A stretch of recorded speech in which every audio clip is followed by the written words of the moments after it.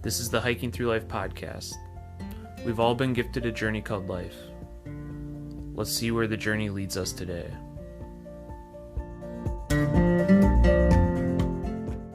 Welcome to the Hiking Through Life podcast. I'm Andy. And I'm Sarah. And on today's journey, we talk with Kim Dinan. She's the author of The Yellow Envelope. But she's not only the author of Yellow Envelope, she's also the author of Life on Fire. And she's a blogger. She also traveled the world.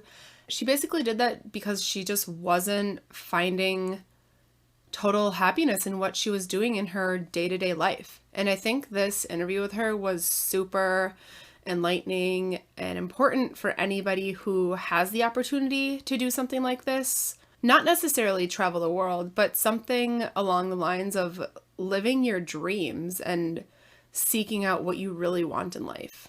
Yeah, you were super excited to have her on as a podcast guest. Yeah, I read her book like a couple years ago, the Yellow Envelope book, which is her book about her journeys around the world. And it just really, that book really spoke to me. So I was so excited to speak with her. I just felt like I kind of, already knew some stories about her life. And it was like just speaking to this person I knew. It was really cool.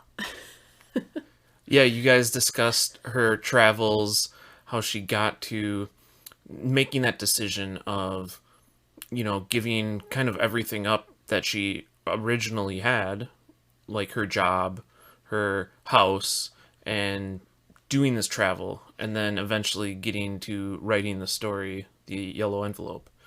And then you also talk more about her family a little bit. Yeah, and just kind of her outlook on life now and how it's different from where she was when she was working her 9-to-5 and how it's really shaped her life. So I hope you guys enjoy the interview because we really enjoyed interviewing her. And if you haven't read or even heard of The Yellow Envelope, this interview may likely have you picking it up.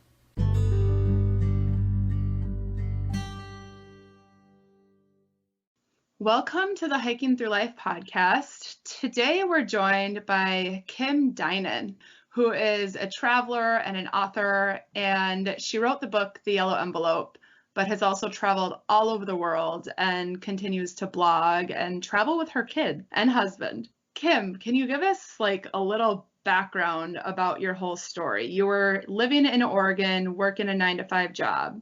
Right. So that is how it begins. I was living in Oregon, working a 9-to-5 job, and really had, a pretty great life. I had friends and fun things to do every weekend, and we owned a home and had, no responsibilities really other than ourselves and our dogs. And really, I think from an outsider's perspective, I should have kind of been really, really happy with what I had. And to an extent I was. I mean, I knew I had a good life. I was grateful for it, but it really felt like there was something that was missing, and I had kind of followed a very traditional path, gone to college, graduated college, gotten a job, got another job. And the things that I had wanted to do, I never really found the time for because I was just kind of doing the next thing that I thought I was supposed to be doing. So I'd always wanted to travel, and I really hadn't traveled anywhere.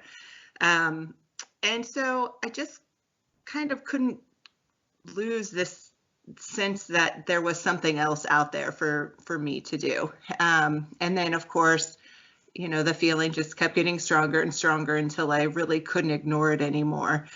And that was a terrifying thought because what I wanted to do was kind of indefinitely jump off the ledge, and see what would happen. I wanted to travel around the world, and I wanted to give myself the time and space to figure out what I really wanted to do with my life. And I didn't really know if there was any other way to do that than to just really kind of throw it all up in the air and start over. So that's what I did. Well, first of all, I convinced my husband that we should, sell everything we own, and we saved for years and years, and then we sold our house and we quit our jobs, and we kind of took off on this open-ended trip around the world. with the saving, Mhm. how many years of a process and planning was this really? It was at least, it was about 2 to 3 years that we did nothing. We were the most boring people you will ever meet. We wouldn't go out with people. We rarely went out to eat. I kept a Excel spreadsheet, and literally, like, if my mom sent me $10 for my birthday, I put it in our savings account and I updated my Excel spreadsheet. I mean, we were laser focused, especially me, because I never wanted something so bad in my life. Now it's funny because when I try to find the sort of same enthusiasm for some of the things that I want to save for now, and it's like it's so hard because I don't want it, a, like a car or something as much as I wanted this, to do this traveling. So yeah, it wasn't just it didn't just happen overnight. It took a lot of planning and a lot of saving, and we're rid of, we canceled our gym memberships and the things that we were spending money on that felt suddenly frivolous. And over time we saved up, enough cash to go. Yeah, and right when you were saying that, like you were talking about how you felt like you were happy at your job. You sounded like you were feeling really content and just Mhm. kind of going through the motions. And I also just read your quote that you put on Instagram about, like, in the last 10 years, I've learned so much. And something that really stuck out to me was that you've learned a lot about your privilege. Mhm. And I mean, that just spoke to me so much because it's so true here in the United States. Like, a high percentage of us are really privileged. And then Mhm. I think you ended it with, like, if you're privileged enough to have choices, go and seek them. Mhm. And your story just speaks to that so much.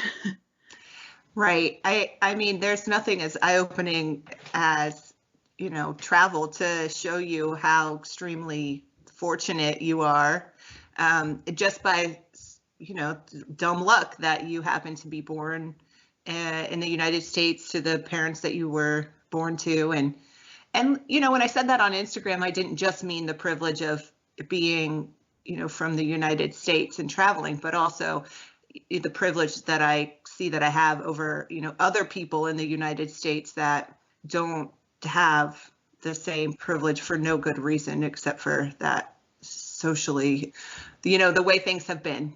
And Absolutely. so yes, I have learned and am still learning a lot. Absolutely. Absolutely. I'm in that same boat too. I totally that spoke to me a lot. So you guys sold all your stuff and then you just, you decided didn't you had a one-way ticket to South America, is that right? Right, to Ecuador. Okay. And why did you choose Ecuador as your first stop? Because it was the cheapest one-way plane ticket that we could find out of the country. So the thought was, well, we want to go everywhere, so it doesn't really matter where we begin. So we found that ticket, and then we just went from there. And so when you got there, I mean, what were like your first reactions? Was this your first time ever going out of the country? And actually, was that your first time, doing any backpacking and really rugged traveling? We went to Costa Rica on our honeymoon, and then I had been to um, Paris and Italy for a week or two. Um, so it wasn't my first time out of the country, but I'd never done any extended, backpacking trip at all. And, it's so different than a vacation because you're not just returning to normal life after it's over. There's like suddenly, I remember feeling like my entire identity had changed because I wasn't, I no longer was, this girl who had this job and lived in Portland and owned these things. And it was like so much of my identity was just on display when I had my normal life. I mean, you could walk into my house and see the things that I cared about. People understood they knew who I was, my friends, my coworkers, that I didn't have to constantly explain myself to people. And suddenly it was like no one knew who I was. No one knew anything about me at all. And I was constantly, telling this same story over and over again of who I was. And on one hand, it was very liberating that, I was just, I could be anyone, I mean, really, like any kind of preconceived notion that anyone had of me was suddenly gone because nobody, besides my husband knew who I was. But it was also jarring to kind of constantly be starting over with every interaction. And I got used to that after a while. And I also, after a while, I didn't feel like I had to explain myself anymore. But at the beginning, I definitely remember feeling that way. And it was uncomfortable, definitely. Yeah. And I mean, that's a huge part of traveling, getting comfortable, being uncomfortable. Right. That's true. While you were traveling, it sounds like you had an intention of keeping your blog so many places. Did you have that before you went out on these travels 10 years ago? Yes. So it wasn't 10 years ago that I traveled. Oh gosh, was it? No, we left in 2012. So it was actually almost 10 years ago. Okay. Yeah, I actually started the blog 10 years ago. Here was my thought at the time.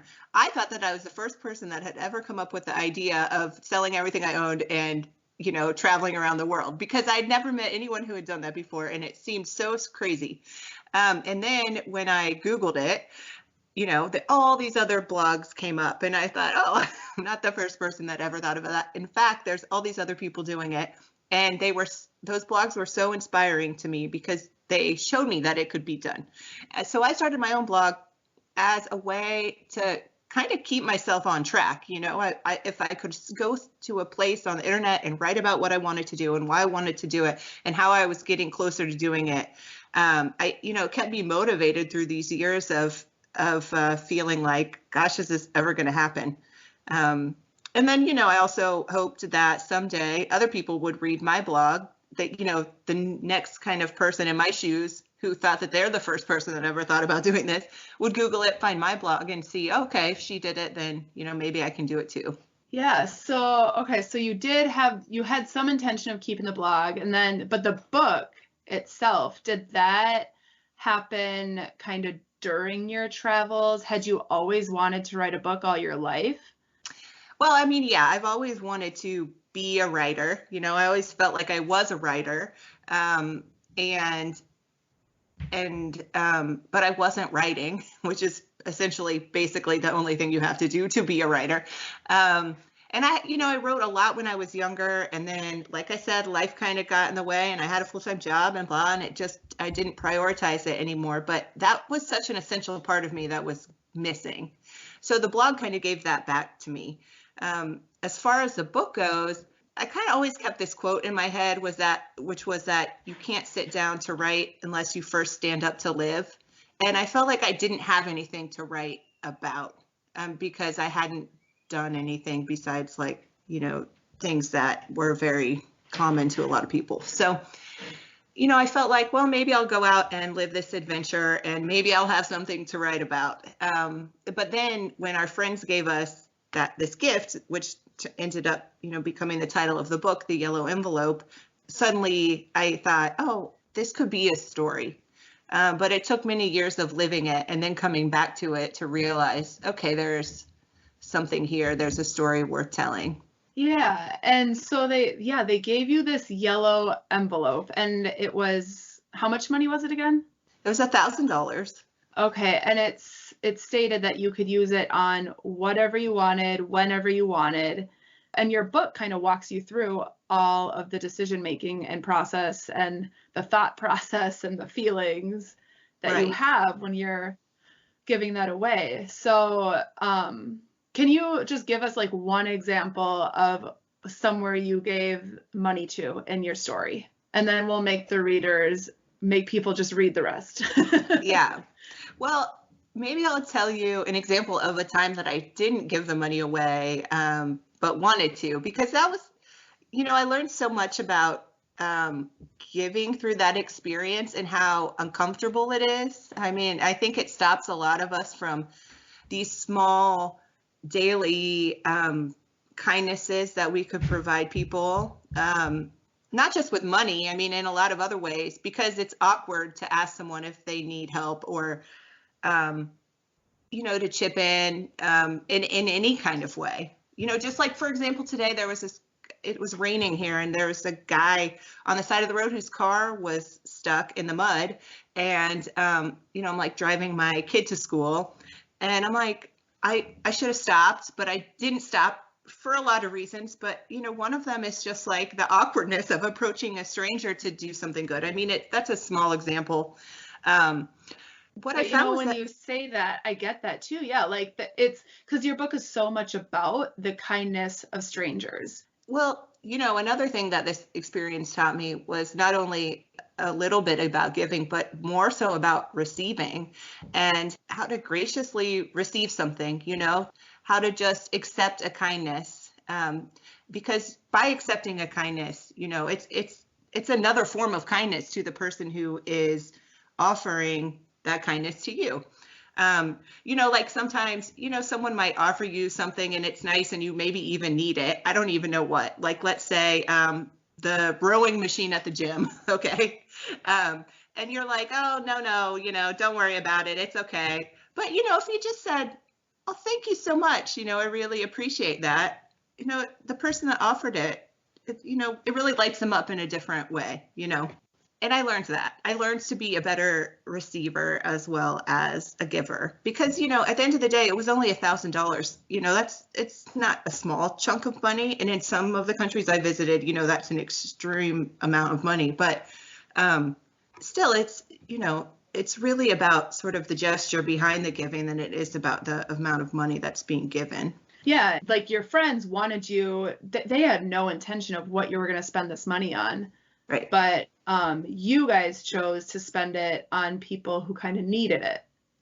Yeah, and actually what it kind of ended up being was a way to say thank you for people that helped us along the way. I mean, we weren't intending it to be that way, but, as a traveler, you find that you're constantly out of your element, and there are always people coming to your aid in one form or another. And really traveling just reinforced my belief that people are good, people are amazing. And people came out of the woodwork to help us, whether we were lost and needed to get somewhere, needed a place to stay, or whatever it was. And so, the yellow envelope money kind of became a way to say, like, here, thank you.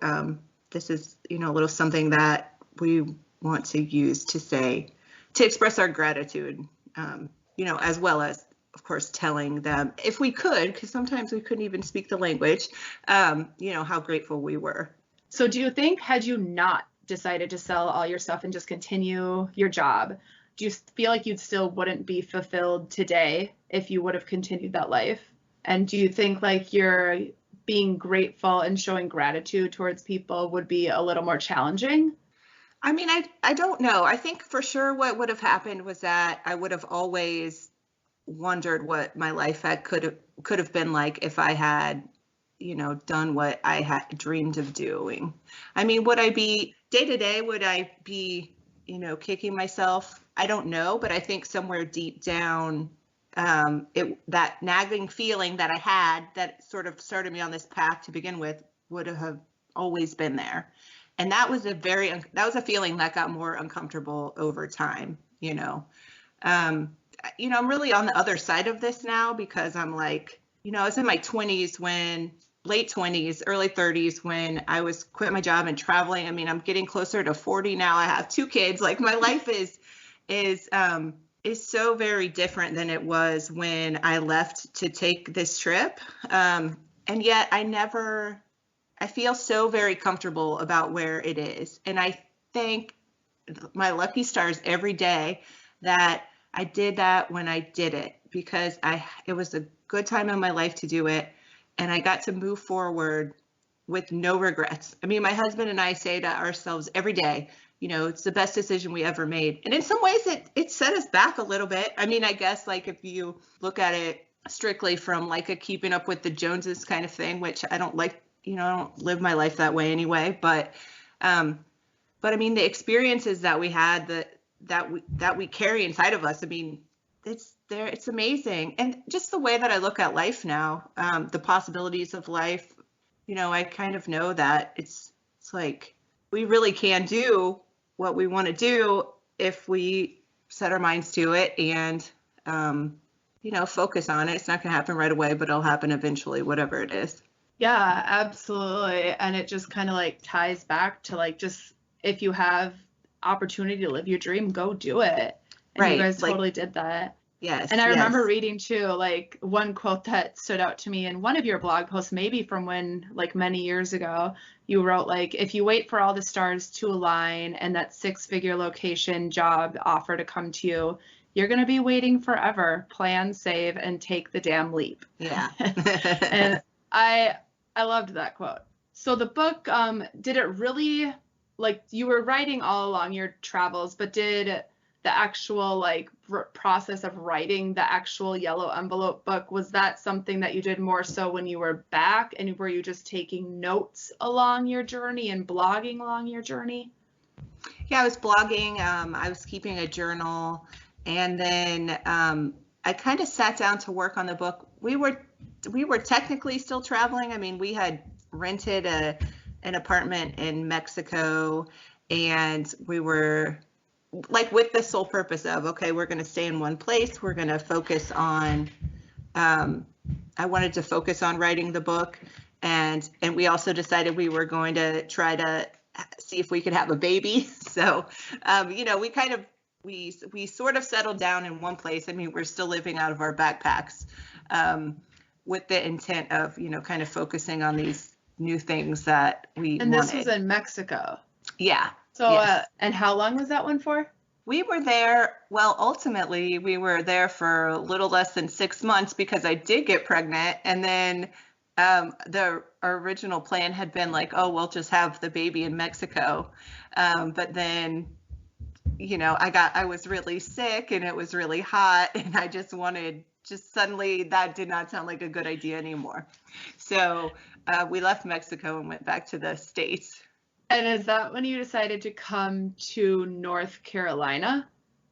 No, so we ended up back in Cincinnati, which is where both of us are originally from. It was kind of like, you talk about all the fears you have when you quit your job and everything. Oh, obviously, one of our big fears was that, it would be hard to find another job. How do you explain, like, at this point, it was a 3-year gap in a resume. And now suddenly we were both unemployed and I was pregnant. We were living in Mexico and wanting to go back to the United States with no health care, et cetera, et cetera. But Brian, my husband, got a job, hired over Skype, and back in Cincinnati. Like, we had already bought a ticket home to Cincinnati, and then he was hired in a way that, like, his job started like the Monday after we got home. So it just worked out. I still can't believe how it worked out. So, and Brian actually still has that job, but he convinced them to allow him to work remotely. So then we moved to Asheville, North Carolina, because we wanted, to be in the mountains.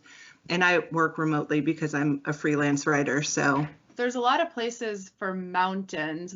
Is there a specific reason for Asheville? I've been through there. It's beautiful, but there's so many beautiful mountain places. Right.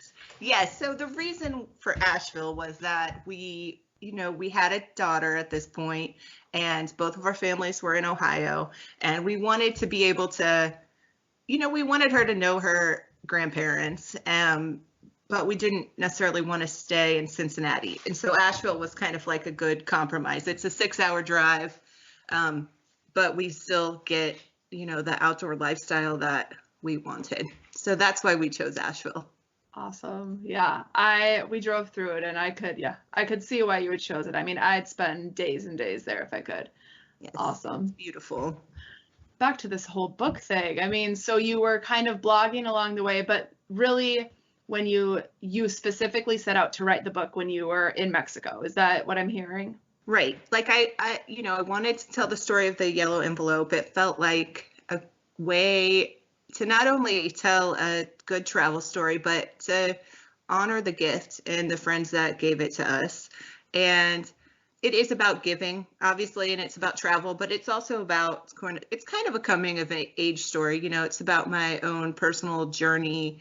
And it's about my marriage, and the strains that, traveling put on my marriage. So there's there are many stories being told through the lens of the yellow envelope. I knew there was a lot to say, and I thought that maybe I could make this book thing work. And really, I was like so naive about the publishing industry.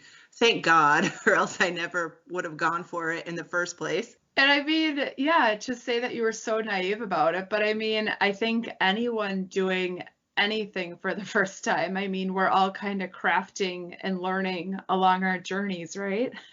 Oh yeah, I hope I'm always naive. It's the things I'm most naive about are the things that I jump into, head first. And you have to be. You have to be. It's the best way to be, I think, most of the time. That's awesome. So you said this book, I mean, I read it. There were lots of like marriage struggles that you talked about with your husband. Did your husband ever have any concerns about you publishing a book that was partially about your guys' marriage at all? I mean, I don't want to say no 100% because I don't think it was easy for him. But of course, obviously he had a say in it. He read every chapter as I wrote it, and a lot of times I'd sit down and talk it all over with him because I wanted to make sure that what I was remembering was accurate. And the other thing is, by the time I sat down well, here's the thing. The marriage thing wasn't in the first version of the book. So when I sold the book, it wasn't, I sold the book on a proposal, and it wasn't in the proposal at all, or the sample chapters. I wasn't planning on writing about that. And it was only through the rewriting process that I added the entire part of my marriage, because I thought, well, I can't really show how I've kind of evolved through this process unless I'm like telling this massive story that I'm ignoring. And by that point, it's so far behind us that it wasn't like a fresh wound anymore. It was something that we had struggled with, and we had come out the other side of it. And it was a lot easier to kind of rehash it all at that point than it would have been if we were still kind of in the middle of it. And I was, kind of going to share that story with the entire world.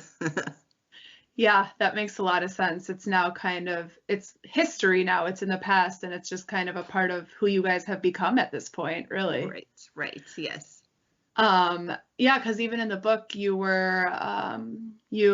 separated from him in the travels for part of it, and like you went to India with one of your girlfriends for part of the journey.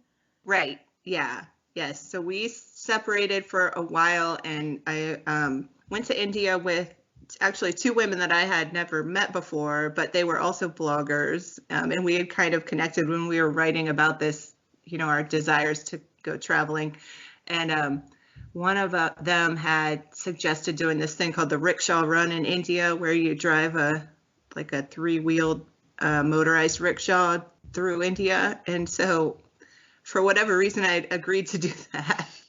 And then so yeah, like I left him to go do that and have this kind of adventure on my own, which was really wonderful and an incredible adventure, really.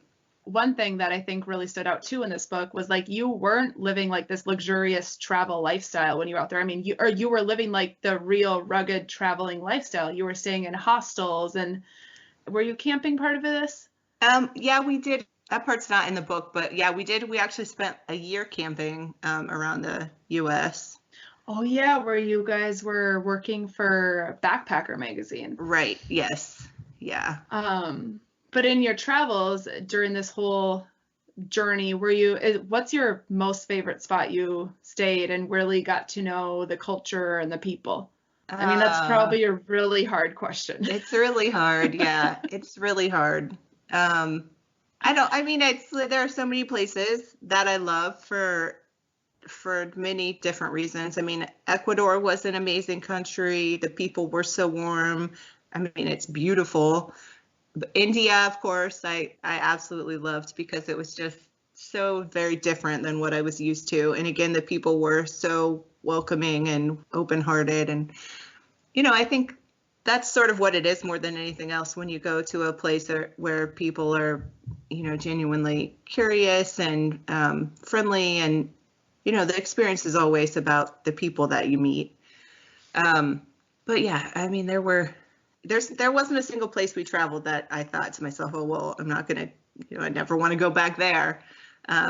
They were all great for their own reasons. Absolutely, yeah. I mean, yeah, that's like a totally loaded, hard question. Yeah. Right. And I'm yeah, sure it's hard to choose. I'm sure people ask you that all the time too. Right, and I never have a good answer. I mean, that's a good thing though. It shows that you had an amazing experience and took something away from everywhere. And another reason for people to go read the book. So you also wrote another book, Life on Fire. And that's more of like telling people, showing people how to pursue their dreams, correct? Yes, it is basically just like a roadmap for people that, like, as cheesy as it sounds, want to live their dreams.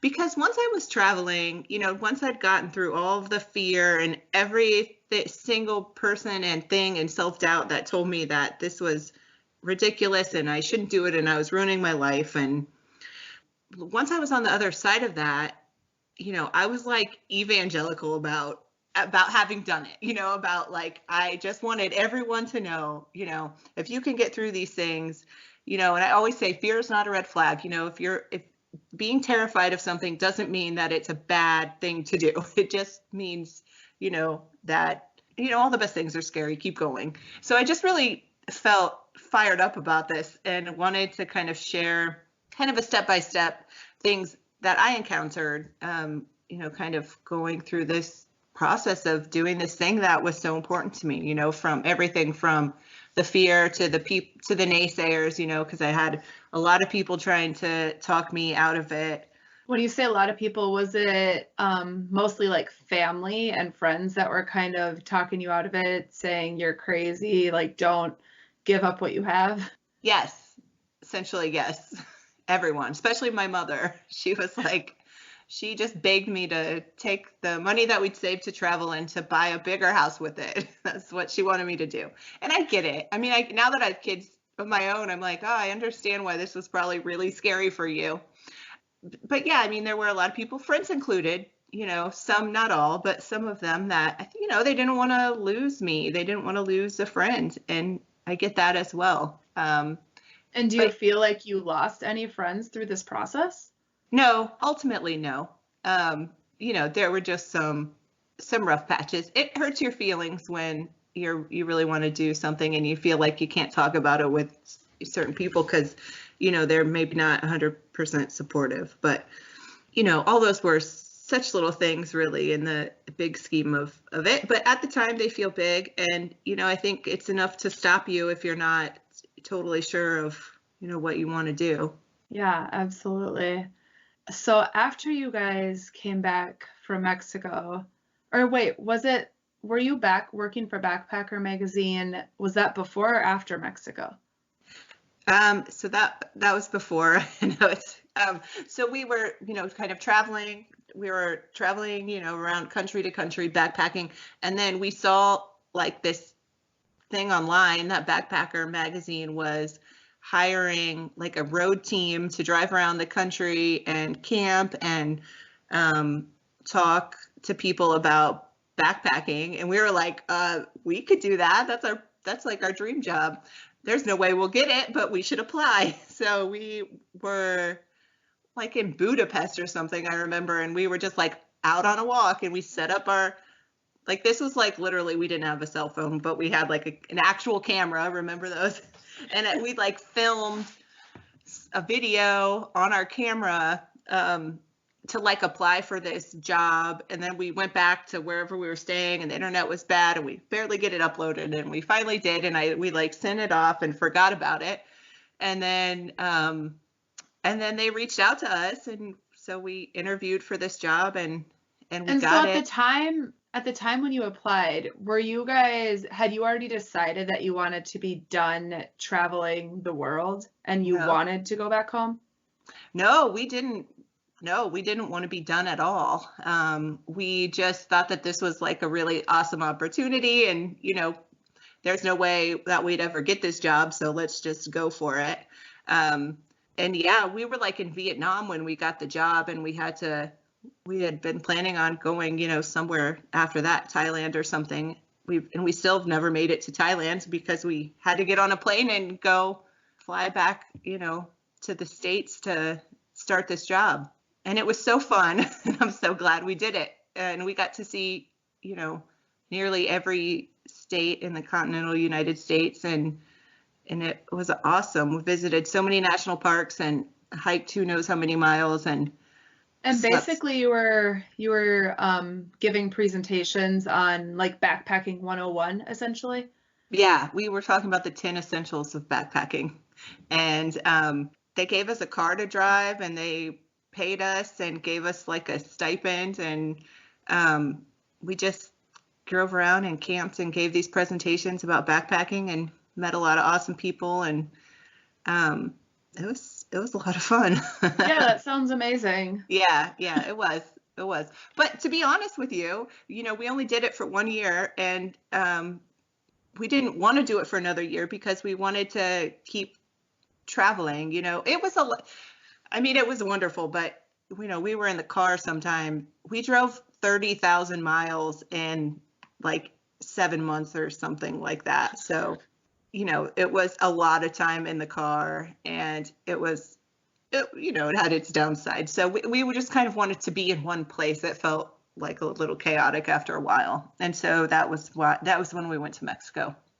Okay. Which sounds, so you wanted to be in one place. So even though before that you were like backpacking all over the world, but I suppose it's different than you're in a car versus being out on foot. Right. And at the time, I think our thought was like, oh, we'll go to Mexico for a little while, and then, we'll kind of travel more slowly. I think our idea of traveling changed from like backpacking to, more like living in certain places for longer periods of time. We missed a lot of things. I mean, I missed having a pillow. I missed being able to like use an oven. I missed having friends. Everyone we met, it was just like passing. You'd meet people and connect with them, and then 2 days, they'd be out of your life forever. And that, it started to feel really lonely after a while. So, I wanted more of a community.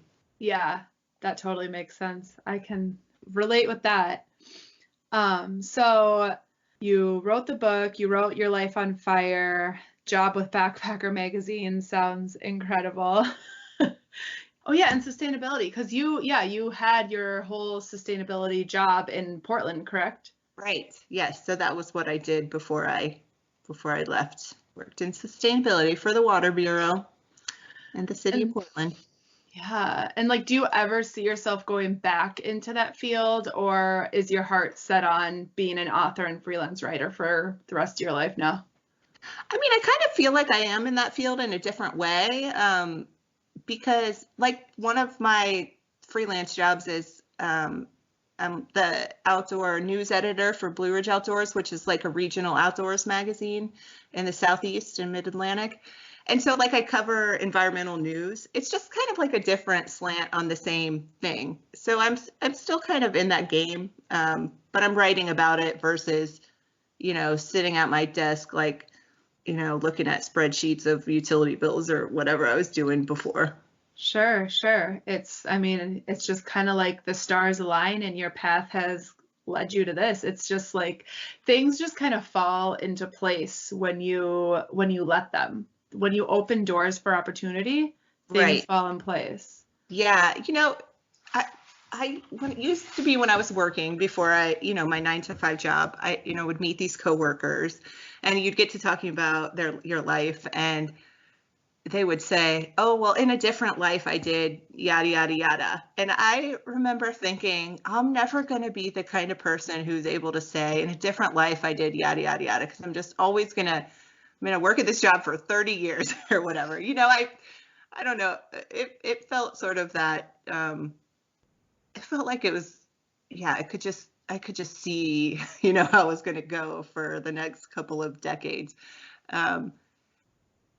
I really wanted to be the kind of person that could say, you know, in a former life, like I wanted to be someone that could reinvent myself when it was necessary.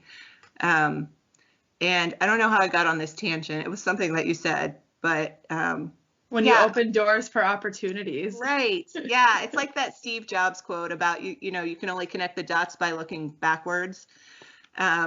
And yeah, I can see now, you know, from where I am, how everything kind of led to the next thing, and how the things I was doing back then, you know, still play a part in my life today, but just in the kind of way that I wanted it to, you know, doing things that I enjoy much more Absolutely. than I did. Where like you don't feel like your work is actual work, like you're not living Right. the daily grind. Yeah, yeah. I mean, not that some of it isn't a grind, you know, but it's a choice. This was a choice I made to do this kind of work. You know, it was what I wanted to do, and it feels very authentic to me. I used to say, you know, that I felt like at my job, you know, like I had woken up and like gotten dressed in someone else's clothes. Like it just never fit me. You know, I always felt like a fraud. I always felt like I didn't belong there. And at a certain point, I realized like it was actually my job to get out of the way so that the person who did belong there could go be there, and I could go to wherever it was that I belonged. And I didn't know exactly where that was, but I knew for sure it wasn't there. Yeah, exactly. Oh, what a motivation. And I mean, yeah, like with writing a book and being an author, of course, there's some reviews and criticism that's going to come. And I mean, I did read some reviews about your book, and there are some people that just talk about how, you know, people are privileged women and we have so much opportunity, and she gave it all up, and and it's just this personal development story. But I personally like really respect that outlook because like, I mean, you were going through the motions, and sometimes it seems like people in those situations need to see other people's perspectives in order to kind of come back and be a little happier. And that's kind of what I've seen through reading your own blogs and just following your whole perspective on an outlook on life. Yeah, I mean, I don't read the reviews, so I actually have no idea what anyone thinks about the book unless they directly email me to tell me. And no one has ever taken the time to email me to tell me that they hate me or hate the book, even though I know that there are people that do. But plenty of people have emailed me to tell me that they loved the book or it mattered to them, that, you know, it changed the way they thought about certain things. And that's been very rewarding to me, of course. Absolutely. I've given a couple of copies of it to people. Yes, thank you. Yeah, and at the end of the day, like, whatever, you can't make everyone happy. You know, if I read things like that, it will be devastating to me, you know, because I'm going to want to fix it somehow, and I can't fix it. I just told my story, and I told it as honestly as I could, and, you know, in the hope that the people that needed to read it would find it. And I think that they have, and I think that they continue to.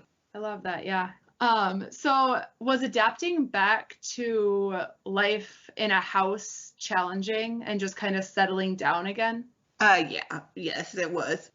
Again, we just dove headfirst into it because we not only were coming back and having a house, and Brian, you know, was going back to a 9-to-5 job, and then, but also like, you know, I was pregnant, we became parents, 5 months after we got back to the States. So, and then, you know, then everything's totally different anyway. But yeah, there was a huge period of adjustment, you know, where not only just coming back and not traveling anymore, but then becoming a parent and wondering, you know, I think for a while I really felt like I lost my identity, whatever that was. And it took a long time to find it again and to feel really comfortable with it.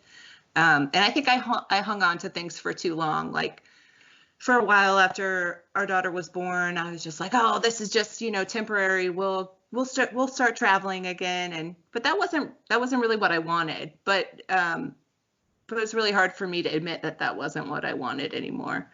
So yeah, it took a while for sure. Well, then it looks like you went on the Camino de Santiago with your daughter. Yeah, so I'd walked the Camino in 2013, I think, alone.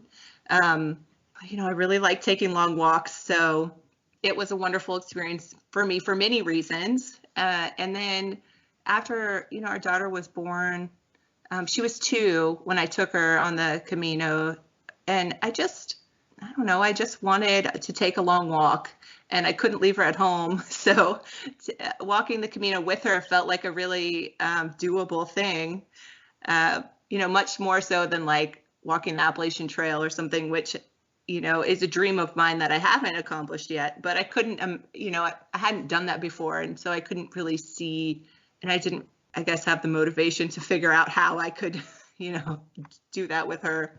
Plus, it's much longer than the Camino de Santiago. So anyway, yes, at the end of the day, I did take her, I pushed her in a stroller through Spain on the Camino.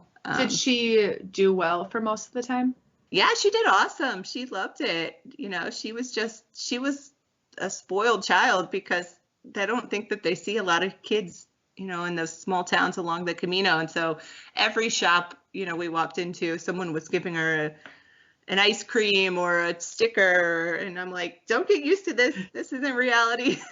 Yeah. But it was fun. She was 2, almost 3. And she loved all the animals and the donkeys and the horses and, jumping in the puddles and the things that kids love. She was just in a different country. And it was great because people were, traveling with kids kind of opens you up to a whole other world. People are so kind to you in a whole other way because, you're a parent and you have your child with you. So it was a great experience. They open up to more like they're maybe a little more like sympathy for traveling with a child, perhaps. At least that's what I've seen from people who see like kids. Right. Yeah. Traveling. Yeah. Yes. And it's like a universal, it doesn't matter if you can't speak the same language, if you're a mom and I'm a mom, we kind of understand each other, what we're going through. We know, you have this common thing, which is your love for your child. And so it's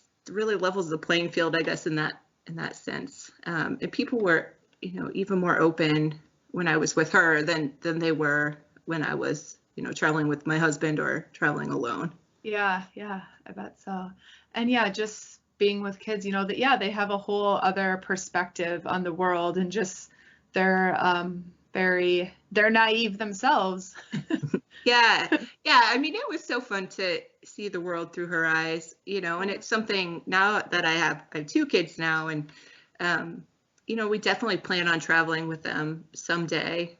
And it's funny because like I'd already walked to the Camino, maybe I could have gone and done something that I hadn't done before, but I have this urge now to like show them the places that I really loved the most, and so I feel this urge to like go back to these favorite places and let them kind of have these experiences, which was surprising to me. I didn't know that I would feel that way, but that's neat. Pass it on to the kids. That's beautiful. Is there anything else you want to add to your story or your journey? I think just overall the message that, if you're lucky enough to have choices to decide what to be and go be it, we're really lucky if we can do that. And I think kind of we're responsible for kind of taking life by the horns if we can and running with it. So beautiful. So inspiring. Thank you. Thank you. Thanks for having me. Where can people find you on social media? I am on Instagram. It's like essentially just pictures of my kids at this point, but at Kim Dinan 1, the number 1.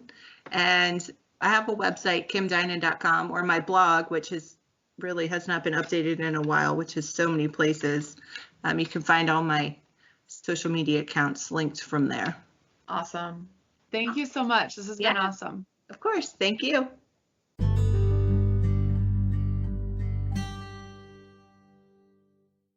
I love how Kim emphasized that if you have the opportunity for this, if you have the privilege to do things like this, I mean, I think it's so important to not just live in your daily grind, but rather seek your dreams and reach for what's important to you. I think that message is really powerful, because the more people reach for the dreams, the happier people we're going to have on this planet. Yeah, and it's kind of like if we don't take advantage of that, then we're kind of being irresponsible with it. We should take advantage of the opportunities that we have. And again, her book was so inspiring too, because it's a reminder that the kindness of strangers happens more than you think it would. I've learned this through my own travels. I've learned this through just talking to random people. It's just the more people take down those walls among one another, the more connections we're going to have in this world too. Along those lines, I thought it was really interesting how she said that she learned more about accepting help from others. Well, and I think even like the whole accepting from others is something that we experienced on our road trip this summer when we met someone while hiking on the long trail. She invited us to her house after we were camping on the trail with her. And that was a total stranger inviting us into their home and us just trusting a stranger. And it was an amazing opportunity. So the more opportunities people can have like that, the stronger we're going to become as human beings. One thing she said too that was interesting to me, how showing gratitude and accepting from others is also a way of giving, and how that lets the person that is offering something to you, whether it be a service, an item, a gift, whatever it may be, how that makes them feel even better about what they're doing, and that builds them up. We kind of overlook that, and we take that for granted, of just how when we do accept something from somebody, how that could be a form of giving. Yeah, I think that's a really strong thing to note. So think about that next time somebody would like to help you. Go check out Kim's book, The Yellow Envelope. We'll have a link to it down in the description of the episode. We'll also have a link to her other book, Life on Fire. You can check out more of Kim at kimdinan.com and visit her blog to read more about her past travels. Also, if you would like to support this podcast, you can go visit our page, hikingthroughlife.net/podcast, and there's a little support us icon. We love creating these podcasts for you. There's a number of different ways you can support us, so if you do enjoy listening to these, it would mean a lot to us if you went there and showed us a little bit of support. And with that, thanks for listening.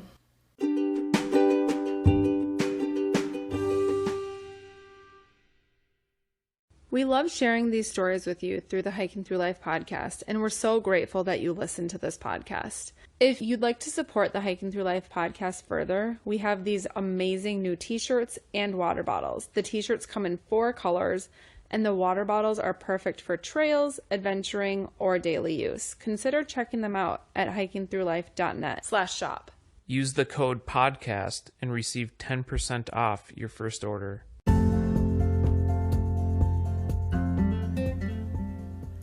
You've been listening to the Hiking Through Life podcast. Peace, love, and hike through life.